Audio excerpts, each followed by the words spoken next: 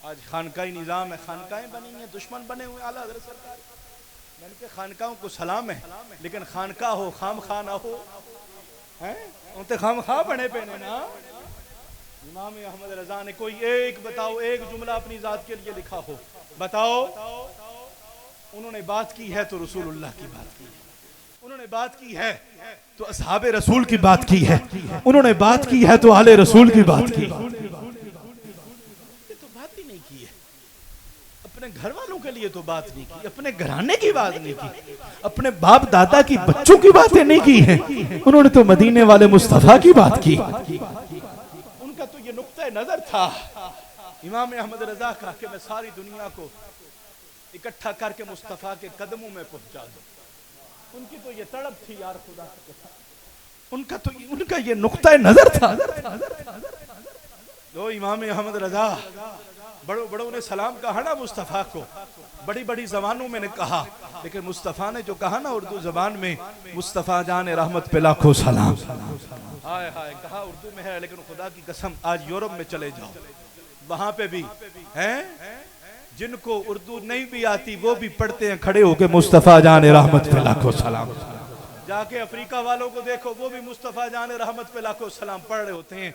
America वालों को देखो, वो भी मुस्तफ़ा जान रहमत पे लाखों सलाम पढ़ रहे होते हैं। जाके अरबियों को देखो, वो भी मुस्तफ़ा जान रहमत पे लाखों सलाम पढ़ रहे होते हैं।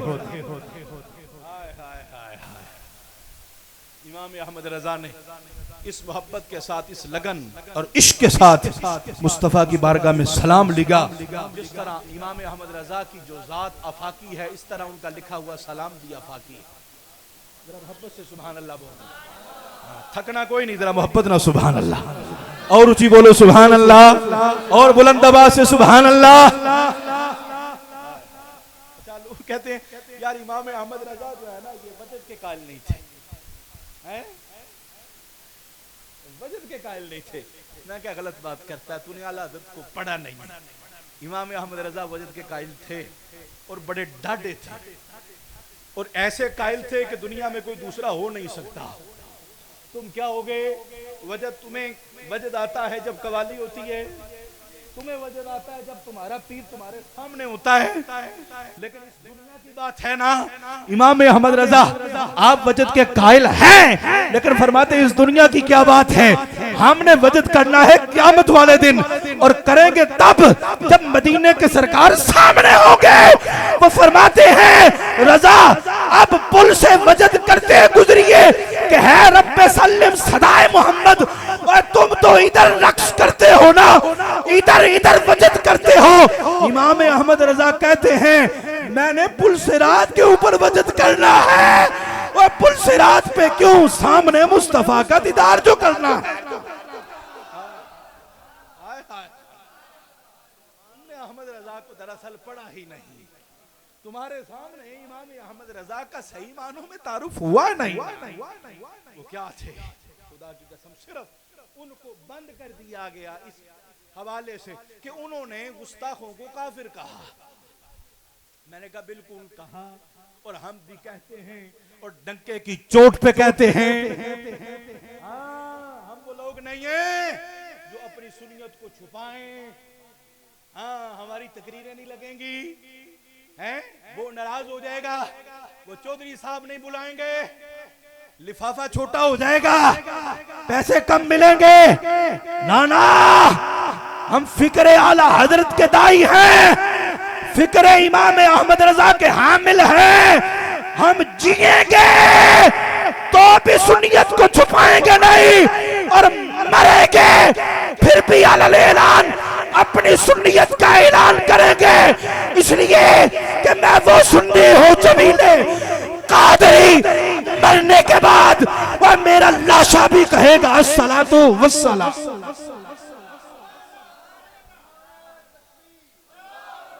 नारे रिसालत, नारे रिसालत, नारे हैदरी, सरकार की आमद, मक्की की आमद, मदनी की आमद, आमदे मुस्तफा, इश्क मोहब्बत, इश्क मोहब्बत, फैजान रजा, फैजान रजा।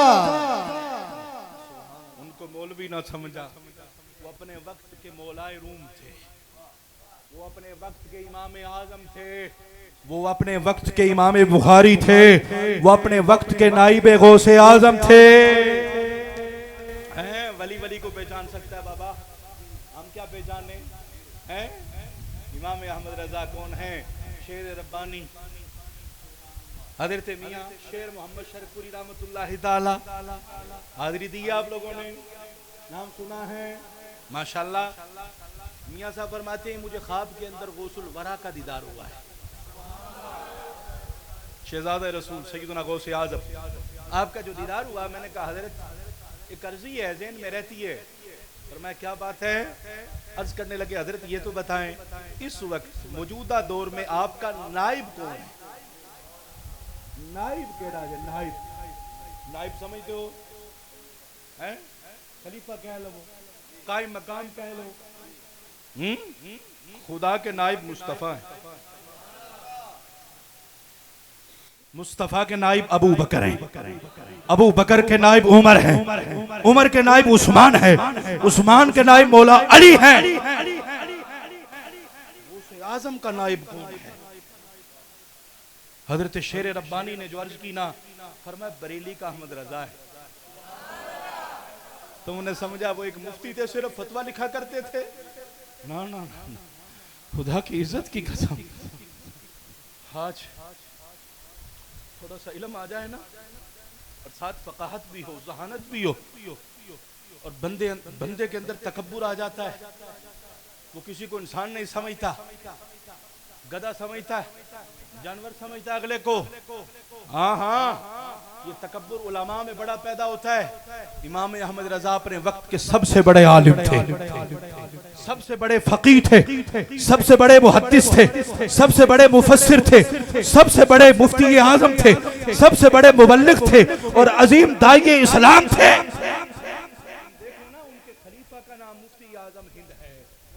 उनके खलीफा का नाम हुज्जतुल इस्लाम है, उनके खलीफा का नाम सदरुल अफादिल है, और उनके शागिर्द का नाम सदरुल शरिया है। तकब्बुर आ जाता है, तो बंदा इंज करता, सिर करता, किसी की गल नहीं हो। मैं पढ़िया, मैं सब कुछ पढ़िया, मैं इन्ने उलूम फनून जानना। सैयदी आला हजरत अल्लाह अकबर, अल्लाह अकबर। आप फरमाते हैं कि 16 उलूम मैंने पढ़े थे, और आते कितने थे? 50 से ऊपर। कहा पढ़े 16 हैं, 50 से ऊपर कैसे आ गए? फरमाया 16 तो मैंने उस्तादों से पढ़े हैं, बाकी मुस्तफा ने मुझे अता फरमा दिए। इतने उलूम पे महारत तामा रखने वाली जात, लेकिन तकब्बुर कोई नहीं है। और क्या फरमाते हैं? हाय हाय, खुदा की कसम आज छोटा मौलवी भी ये बात ना कहे जो इमाम अहमद रजा कह गए। फरमाते हैं तुझसे दर से सग, और सग से है मुझको निस्बत। शहजादा रसूल गौसुल वरा, आपने जहां पे कदम रख दीजिए ना, जिस दर पे, उस दर पे आके जो कुत्ता बैठ गया ना, उस कुत्ते से मुझ फकीर अहमद रजा को निस्बत है। मैं उस कुत्ते से निस्बत रखता हूं। तकब्बुर की वो भी नहीं इमाम अहमद रजा में है। वो तो गौस पाक के दर के कुत्ते से निस्बत रखते हैं, लेकिन गौस पाक से पूछा ना तो फरमाया वो तो मेरा नाइब है, वो तो मेरा नाइब है। शेर रब्बानी फरमाते हैं मेरे दिल में ख्वाहिश पैदा हुई, गौस पाक को नहीं देख सके बेदारी में, उनके नाइब को तो जाके देखे ना। शरकपुर शरीफ से चले, बरेली तक पहुंचे, हाय हाय इधर से वो चले। इमाम अहमद रजा अपने घर से बाहर निकले, मुरीदी ने पूछा हजरत खैर है, किसी का इंतजार है? फरमाया मुझे एक वली कामिल की खुशबू आ रही है। हाय हाय, पंजाब से एक वली कामिल आ रहा। शेर रब्बानी जब पहुंचे ना, इमाम अहमद रजा से मुलाकात हुई, वापिस आए। जब वापिस आए ना, मुरीदों ने पूछा मियां साहब इमाम अहमद रजा को कैसा पाया? हाय फरमाने लगे अजब रंग था, वो अजब कैफ था, पूछा हजरत क्या देखा? कहा इमाम अहमद रजा जब रसूलुल्लाह की बातें करते थे ना तो ऐसे लगता था जैसे मुस्तफा को देख देख के बातें कर रहे हैं। मुस्तफा की हदीसें सुनाते थे, ऐसे लगता था इधर से मुस्तफा को सुन रहे हैं, इधर से मुझे सुना रहे हैं। हम क्या समझे ओ बाबा, हम क्या समझे इमाम अहमद रजा कौन? क़यामत तक दुनिया रिसर्च करती रहेगी, तहकीक होती रहेगी, हैं? फिर भी मालूम नहीं हो सकेगा ये इमाम अहमद रजा था क्या है, ये क्या था? इतना बड़ा आलिम, इतना बड़ा फकीह, खुदा की कसम। डॉक्टर इकबाल जैसा मुफक्किर भी जिसको मान गया,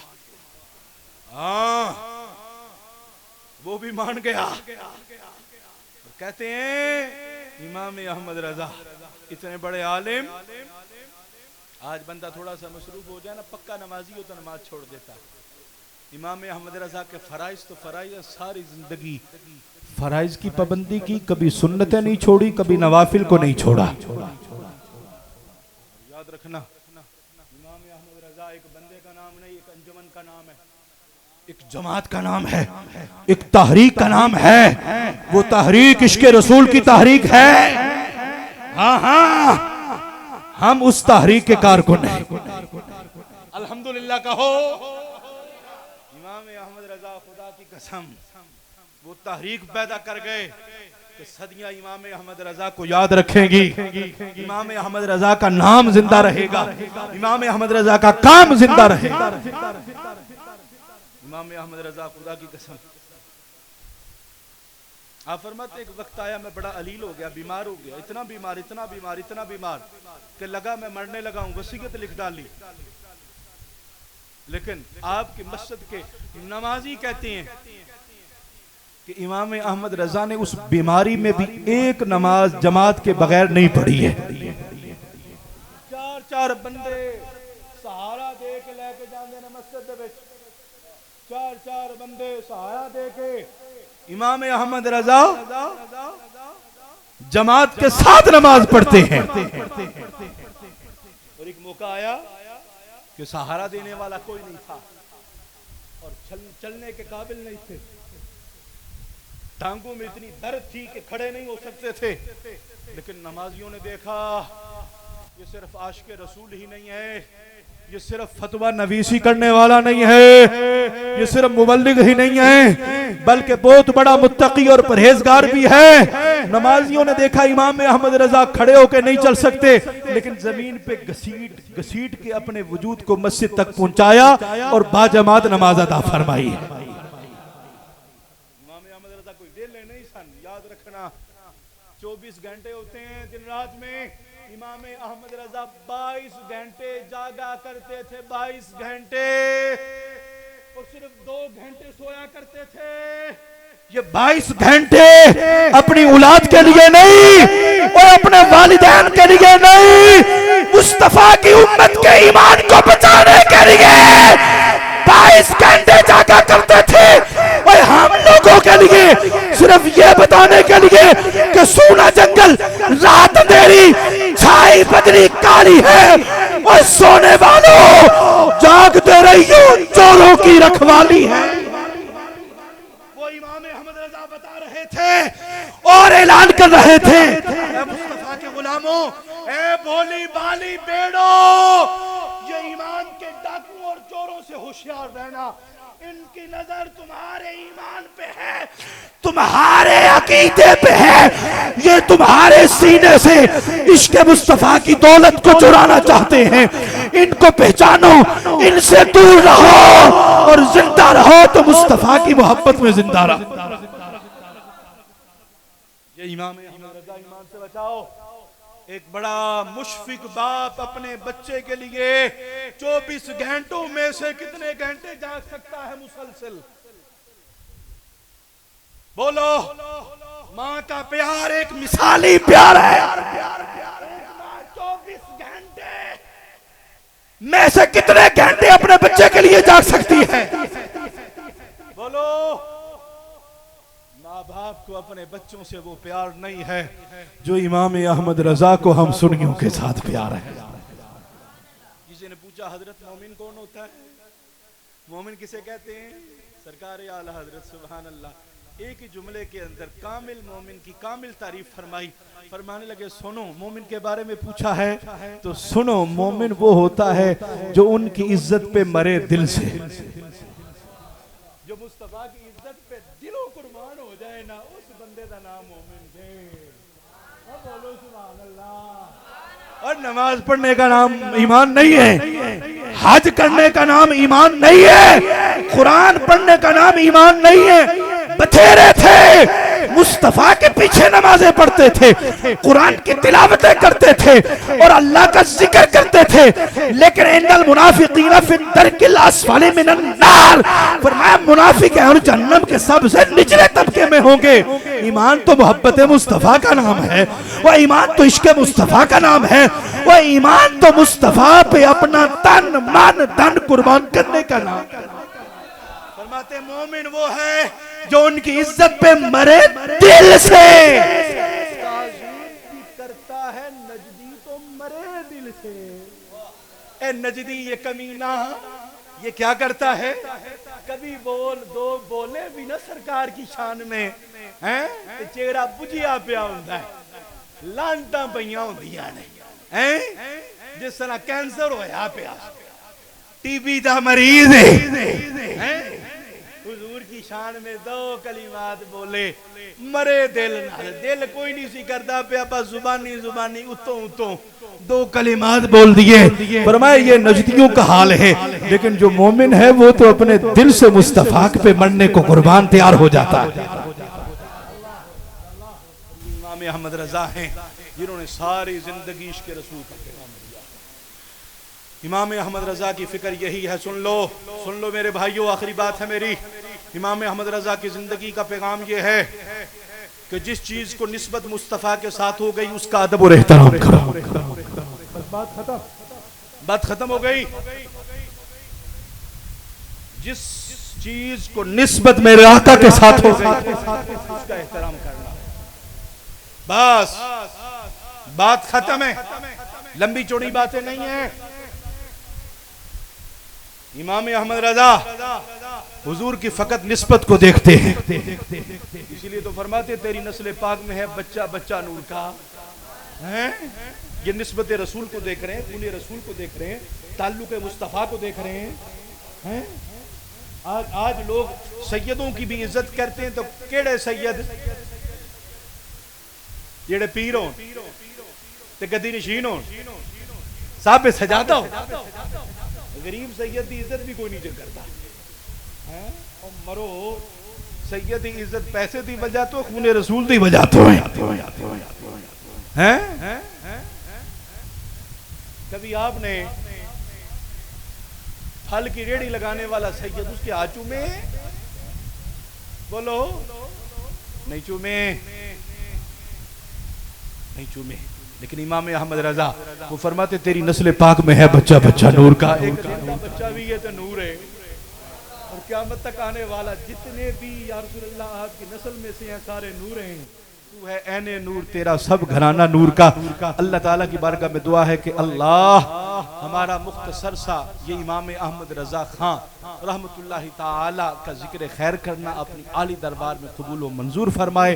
उनके इश्क के समंदर में से हम गुनाहगारों को भी एक इश्क रसूल का कतरा अता फरमाए। व आखिरु दावा या अनिल हम्दुलिल्लाहि रब्बिल आलमीन।